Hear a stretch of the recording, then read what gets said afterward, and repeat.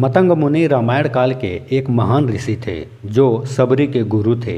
यह एक ब्राह्मणी के गर्भ से उत्पन्न एक नापित के पुत्र थे। ब्राह्मणी के पति ने इन्हें अपने पुत्र के समान ही लालन पालन किया था।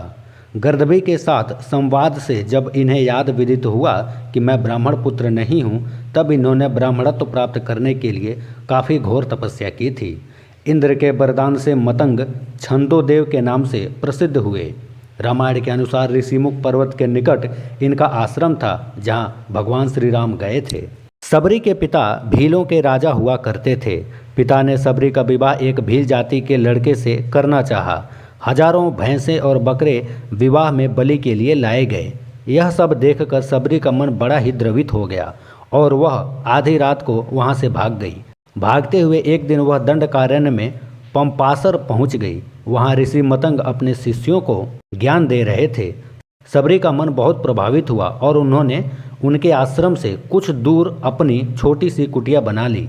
वह अछूत थी, इसलिए रात में छुपकर जिस रास्ते से ऋषि मुनि आते जाते थे उसे साफ करके गोबर से लीप देती थी और साफ बना देती थी। एक दिन मतंग ऋषि के शिष्यों ने उनको देख लिया। उन्होंने कहा कि भगवत भक्ति में जाति कोई बाधा नहीं हो सकती। सबरी पवित्र और शुद्ध है, उस पर लाखों ब्राह्मणों के धर्म और कर्म न्योछावर हैं। सब लोग चकित रह गए। मतंग ऋषि ने कहा था, एक दिन श्री राम तुझे दर्शन देंगे, वो तेरी कुटिया में आएंगे। मतंग ऋषि के श्राप के कारण ही वानर राज बाली भी ऋषिमुख पर्वत पर जाने से डरता था। इस बारे में कहा जाता है कि दुंदुभी नामक एक दैत्य को अपने बल पर बड़ा गर्व था, जिस कारण वह एक बार समुद्र के पास पहुंचा तथा उसे युद्ध के लिए ललकारा।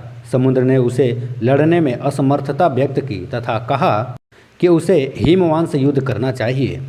उसके बाद दुंदुभी ने हिमवान के पास पहुंचकर उसकी चट्टानों और शिखरों को तोड़ना शुरू किया। हिमवान ऋषियों का सहायक था तथा युद्ध आदि से दूर रहता था। उसने दुंदुभी को इंद्र के पुत्र बाली से युद्ध करने के लिए कहा। बाली से युद्ध होने पर बाली ने उसे मार डाला तथा रक्त से लथपथ उसके शव को 1 योजन दूर उठाकर फेंक दिया।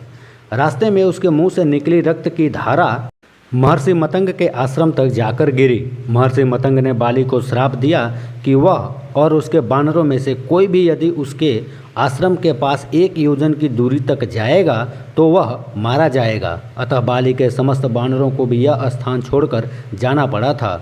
मतंग ऋषि का आश्रम ऋषिमुख पर्वत पर स्थित था, अतः बाली और उसके बानर वहां नहीं जा सकते थे, जिसकी वजह से सुग्रीव ने वहां पर अपना डेरा डाला था।